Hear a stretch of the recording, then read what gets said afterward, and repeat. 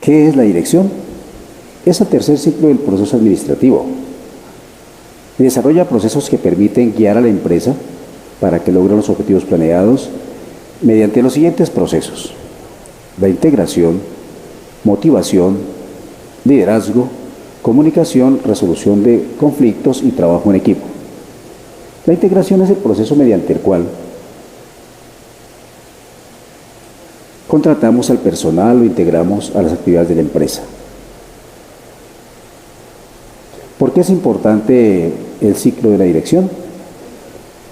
Es un ciclo importante puesto que a través de eso los gerentes o las organizaciones establecen criterios respecto a los siguientes interrogantes: ¿cómo elegir el mejor recurso humano, personas en la empresa? ¿Qué estilos de conducción y de liderazgo es el adecuado? ¿Qué nivel de autoridad o de responsabilidad asignar a cada persona? ¿Cómo orientar a las personas hacia el cambio? ¿Cómo solucionar los problemas y los conflictos? ¿Cómo se deben tomar las decisiones y cómo se debe motivar al personal para lograr los objetivos centrales? Definitivamente el proceso de la dirección comienza con la motivación. La motivación es un factor fundamental. Cada persona es singular. Lo que para una persona es motivante, para la otra no lo es. Pero lo cierto es que nadie trabaja si no está motivado. La motivación en la empresa la podemos manejar mediante las 5 teorías conocidas. La teoría de los contenidos, la teoría de los procesos, del refuerzo, del diseño de puestos y las teorías modernas. La teoría de los contenidos, liderada por Abraham Maslow, nos habla de que las personas se motivan en la medida que hayan suplido sus necesidades y que hay un ciclo lógico para ese desarrollo.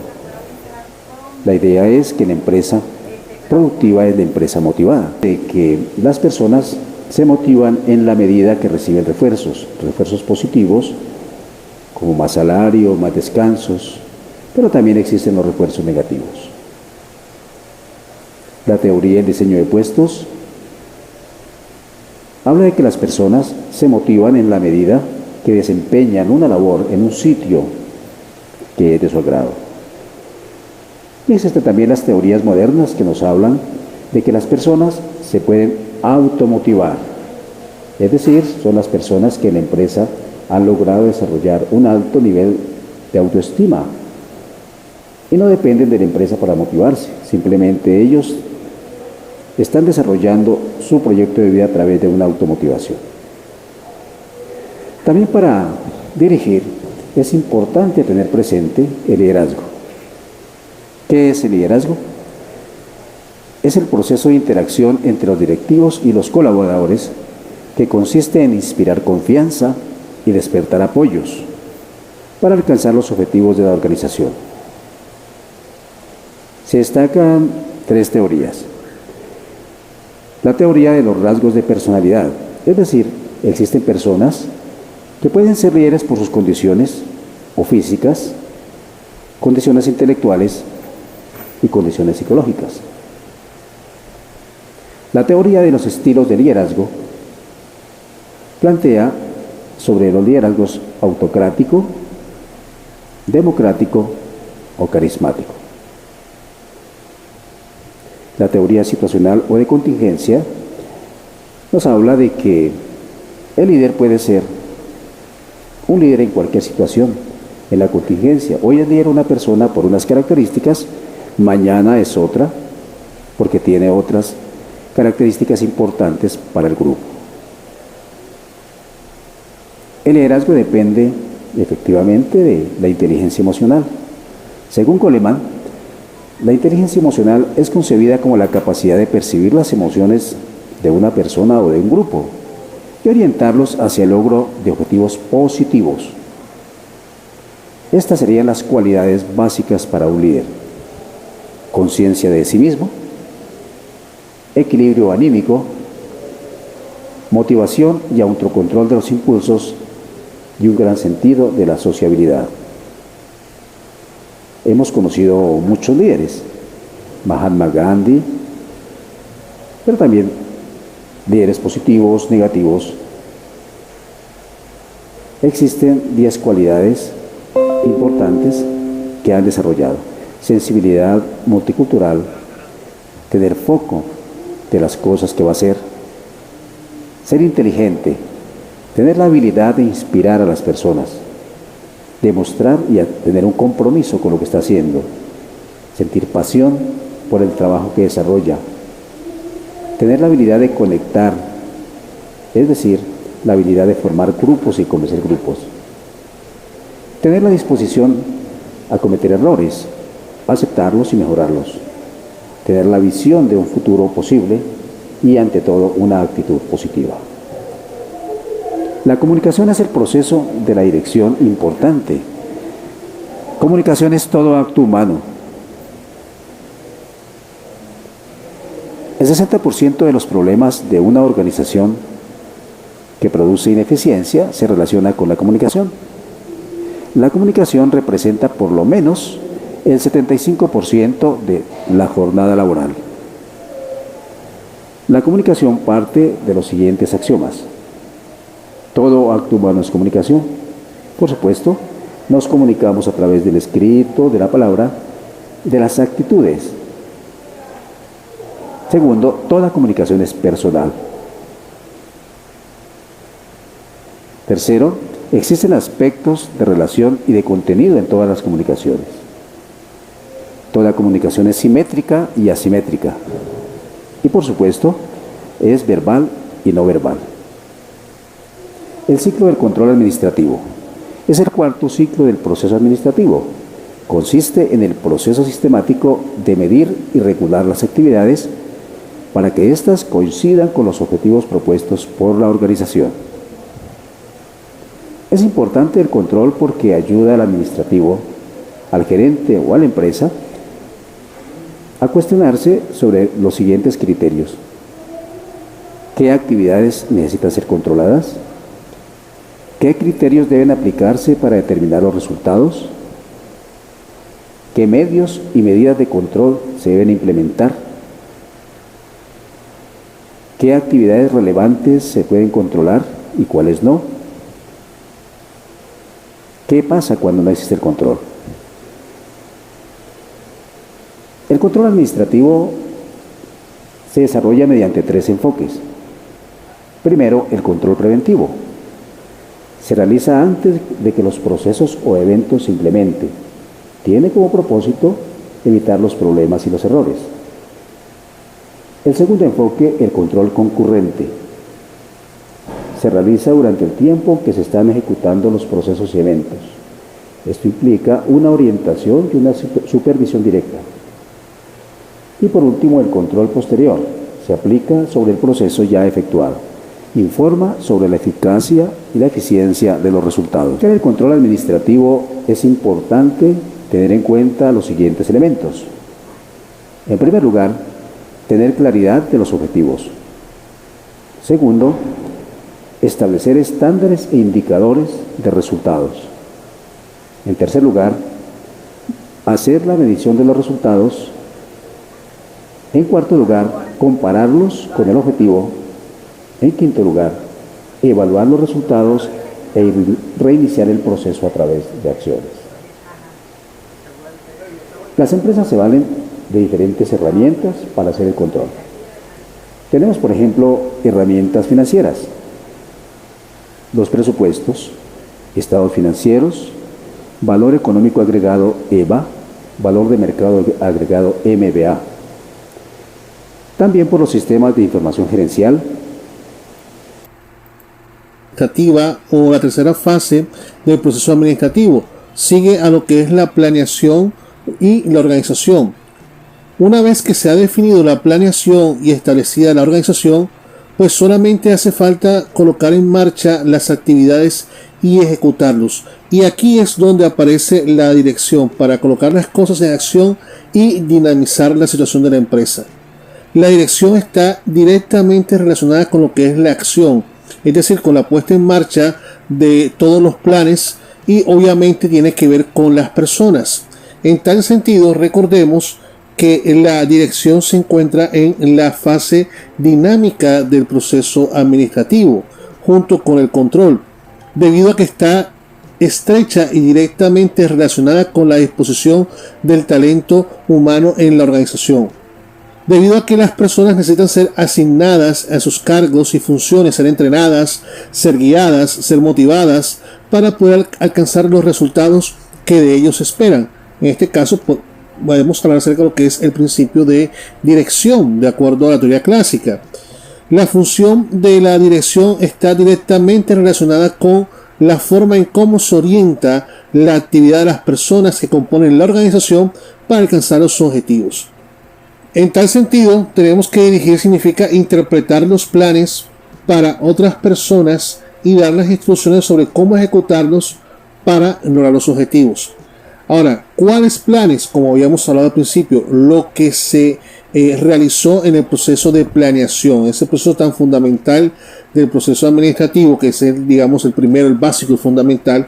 Entonces, la dirección lo que hace es interpretar esos planes, aterrizarlos para que las personas, o sea, todo el talento humano que tenemos a nuestra disposición, puedan, a través de unas instrucciones claras, un principio de dirección, saber cómo ejecutarlas para poder lograr los objetivos que se han planeado.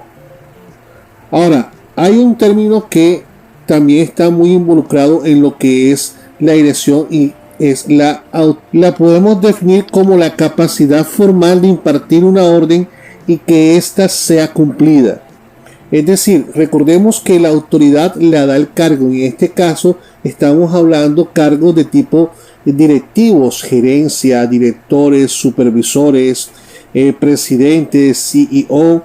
Entonces, es importante que tengamos en cuenta que la autoridad aquí es donde más se refleja en el proceso de dirección, porque es la capacidad formal. Solamente aquellos que tengan el cargo son los que tienen la posibilidad, o en este caso la capacidad formal, de impartir una orden y que ésta sea cumplida.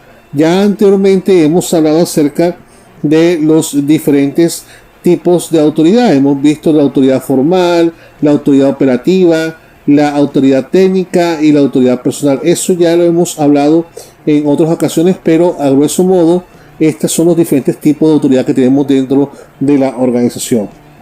Ahora vamos a ver algunos apartes de lo que es la dirección. En primer lugar, comprende la influencia del administrador en la realización de los planes, obteniendo una respuesta positiva de sus empleados mediante la comunicación, la supervisión y la motivación.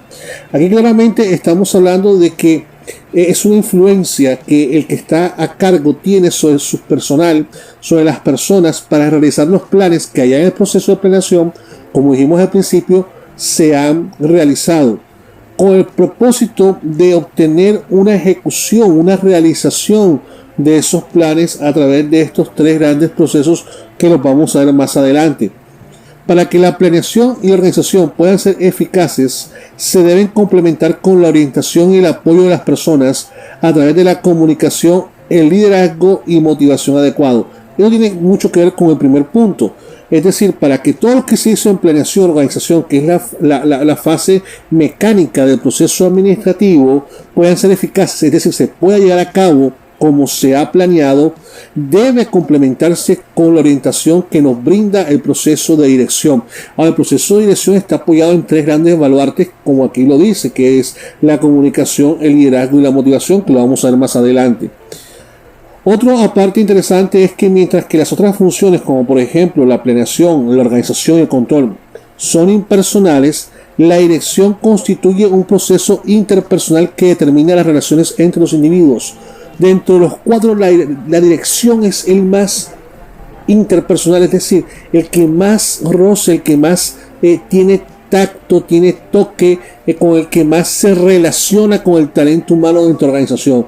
Recordemos que ya hemos definido lo que son las fases, la mecánica y la dinámica, y aunque junto con la dirección está control dentro de la fase dinámica, el control también tiene que ser un poco aislado porque debe ser más objetivo, no está enfocado mucho en lo que hacen las personas sino en los procesos. En cambio, la dirección definitivamente es el que más se acerca al personal, es el que más maneja el talento humano dentro de la organización. Y por último, constituye una de las más complejas funciones de la administración. Muchas personas desean los puestos directivos, los cargos de gerente, los cargos de jefe, pero son tareas que son complicadas porque tienen una gran responsabilidad. No solamente tienen ventajas o prebendas dentro de sus cargos, sino una grandísima responsabilidad que a través de la toma de decisiones puede o no beneficiar a la organización, incluso puede hasta acabar con ellas. Entonces, por eso es que constituye una de las funciones más complejas que tiene el proceso administrativo. Veamos algunos de sus principios. Tenemos en primer lugar el principio de armonía de objetivos. La idea es que el director, a través del proceso de elección, pueda alinear las metas individuales con las generales. Esto ya lo hemos hablado anteriormente.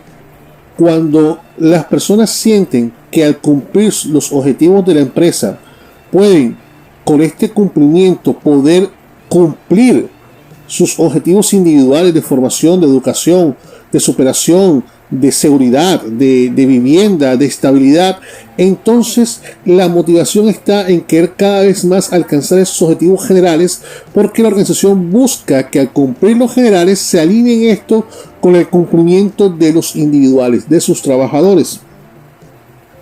Tenemos el siguiente principio de liderazgo: encontrar la guía motivacional de los subordinados y saber cómo operan.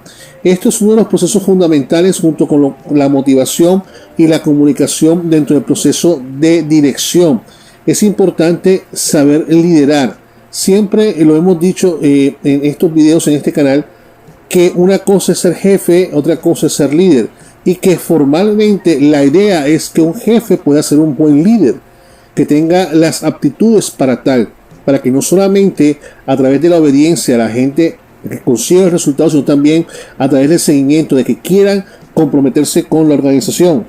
Nuestro siguiente principio es la comunicación. Debe ser clara cuando se expresa en un lenguaje y se transmite en forma tal que el receptor comprenda. La comunicación organizacional es fundamental dentro del proceso administrativo, en este caso dentro del proceso de la dirección. Los objetivos deben saber transmitirse de forma clara. La comunicación debe fluir claramente de arriba hacia abajo y de abajo hacia arriba en lo que es la retroalimentación.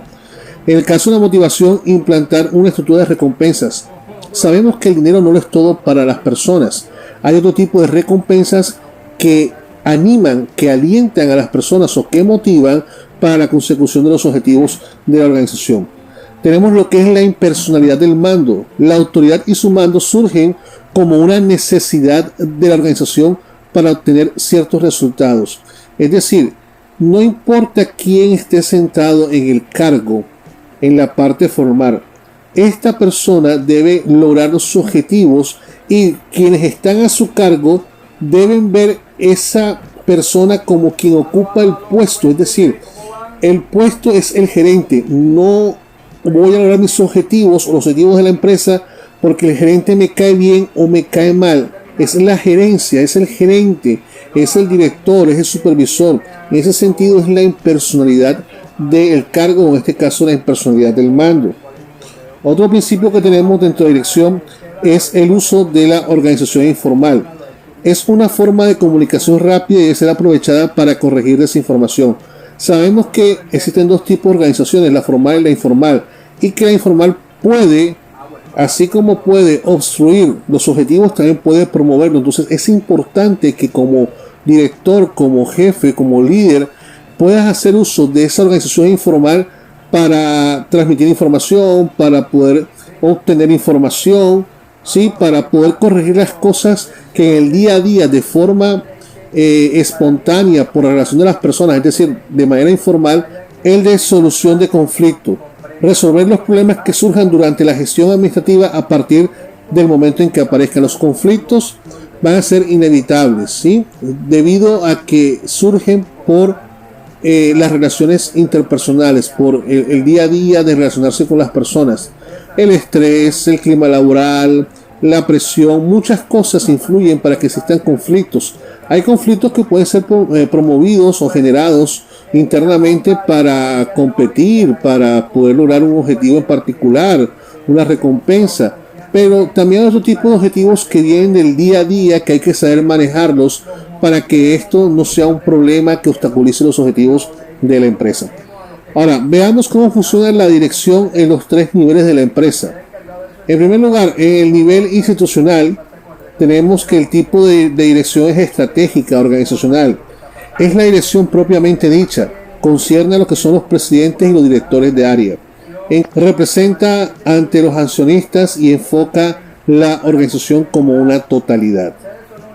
El segundo nivel, que es el intermedio, el tipo de dirección es táctica, es departamental. En cuanto a su contenido, es la llamada gerencia, cobija al personal de mandos medios. Cada departamento, cada área tiene sus recursos por separado y tiene su responsable, su gerente, su director. Tenemos el nivel operacional. El tipo de dirección es supervisión. Agrupa al personal representado en la base de organigrama. Su amplitud es microorientada y considera cada tarea u operación, es decir, el día a día, la supervisión de la parte operativa, de las ventas, de la producción, de todo lo que sucede día a día y sobre todo lo que tiene que ver con el contacto con el cliente, con el mercado. Es esta supervisión. Bien, ahora veamos los procesos de la dirección. Los procesos de la dirección son 3. Tenemos lo que es el liderazgo, la comunicación y la motivación. Comencemos con el proceso de liderazgo. ¿Qué es un líder? Analicemos lo siguiente. Es aquel que es capaz de movilizar y orientar toda la inteligencia, la pasión, el compromiso y el talento de un equipo humano hacia el logro de un objetivo común. Es decir, aquí estamos hablando de movilización interna, es decir, una motivación que es capaz de motivar a su personal para sacar todo su potencial, aprovechar todo su potencial para lograr los objetivos de la organización y obviamente alinear los individuales a los organizacionales. Es quien tiene la capacidad de influir en otras personas y modificar su forma de pensar o su forma de actuar. Por eso es que es importante que todo jefe desde el punto de vista formal pueda ser un líder. Ahora, unas características básicas del liderazgo son las siguientes.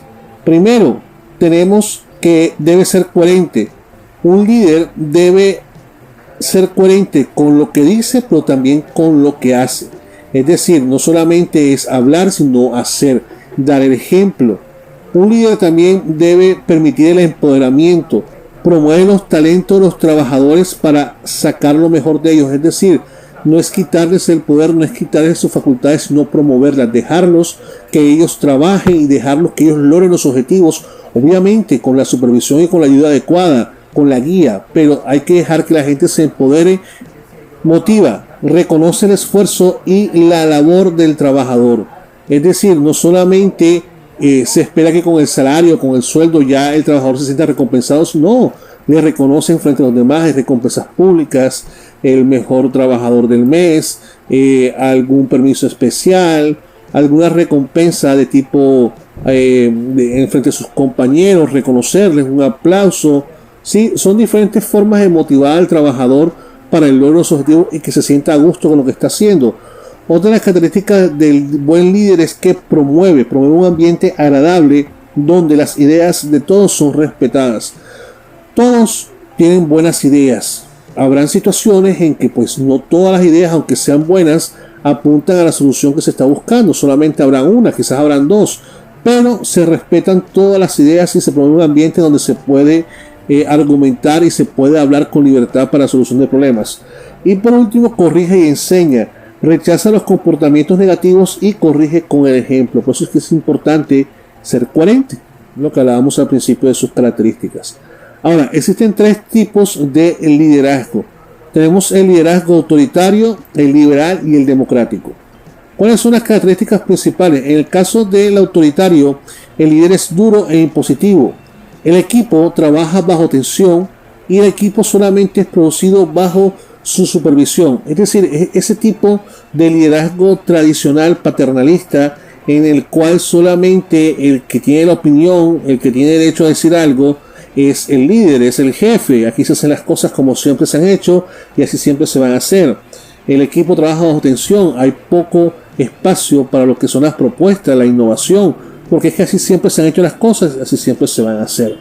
y pues básicamente son productivos bajo la supervisión, es decir, solamente, y eso es lo que piensa también ese tipo de líder autoritario, solamente la gente responde es cuando yo estoy.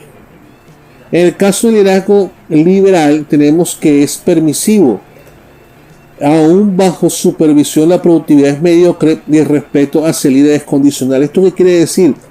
No es que sea totalmente desligado a los procesos de la empresa, es permisivo en el sentido que da cierto espacio para que las personas puedan proponer, para que las personas puedan actuar, pero aún así sigue controlando totalmente la situación. Aún bajo la supervisión la productividad es mediocre, es decir, no está inspirando, no está logrando motivar al trabajador para ser productivo, ya que aún estando bajo su supervisión no se logra la totalidad de los objetivos.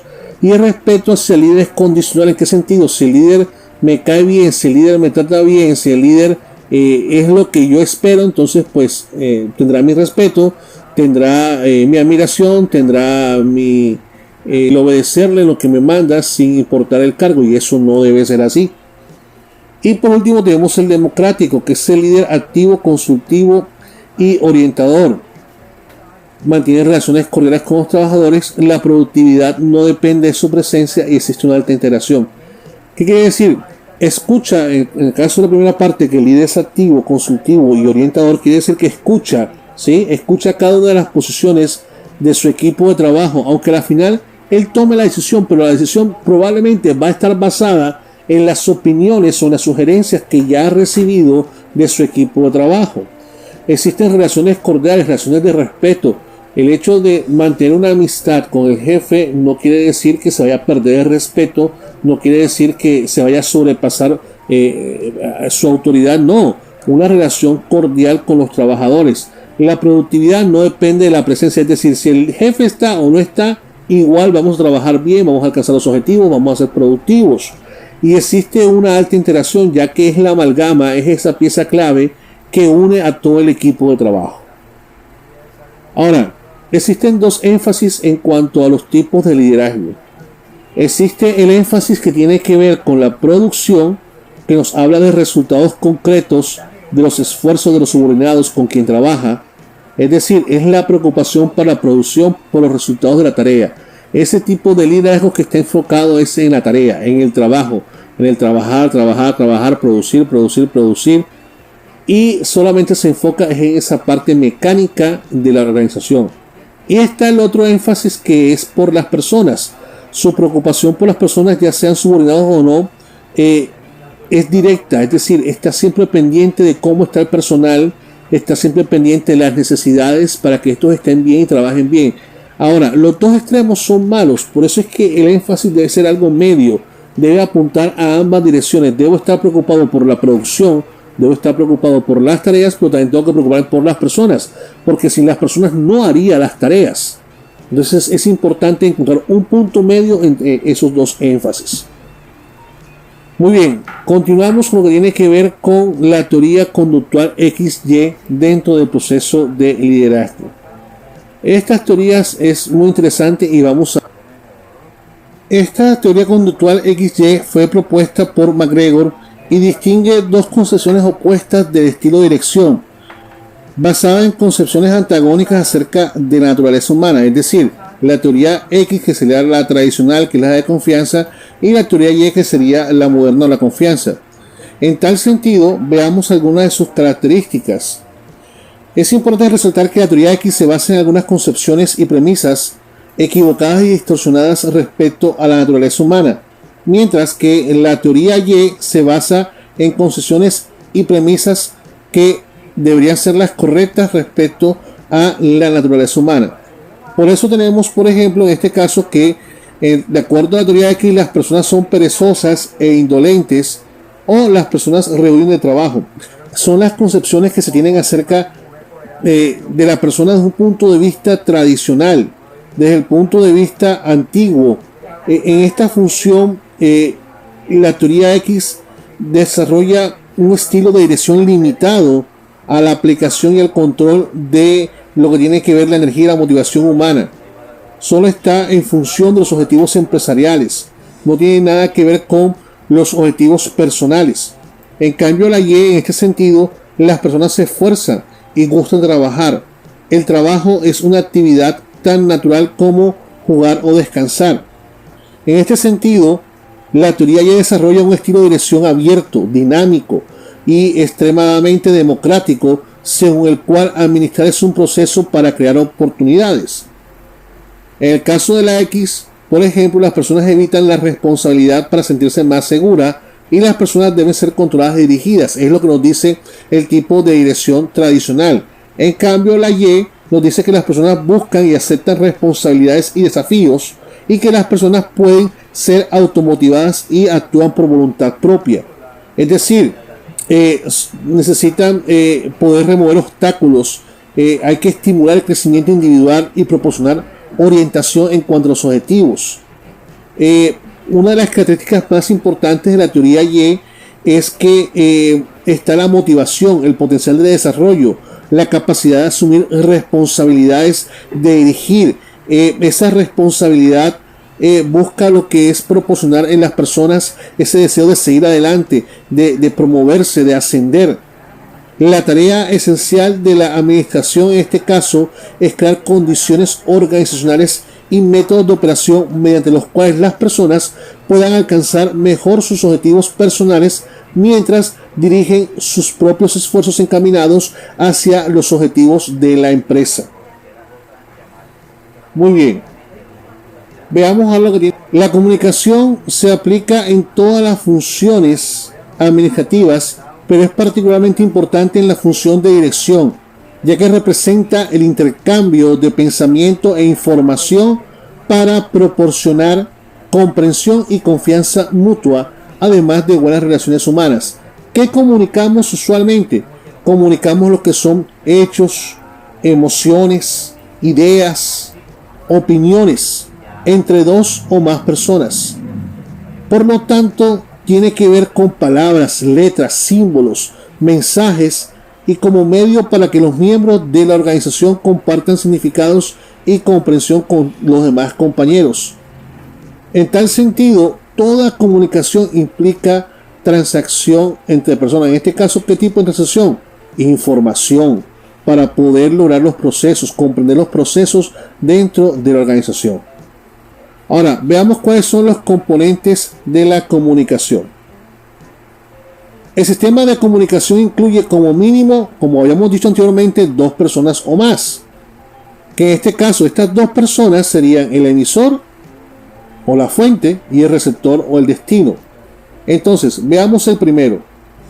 La fuente representa a la persona, cosa o proceso que emite o promueve los mensajes por intermedio del sistema. El emisor crea una idea o escoge un hecho para comunicarlo, lo cual pasa a ser el contenido de la comunicación, es decir, el mensaje con determinado significado. El emisor organiza su idea o mensaje mediante una serie de símbolos, señales o códigos para comunicarlos a otra persona. Tenemos el transmisor, indica el medio, proceso o equipo, ya sea voz, teléfono, correo, mensajes escritos, que codifica y transporta el mensaje a través de algún canal hasta el receptor, que debe recibirlo.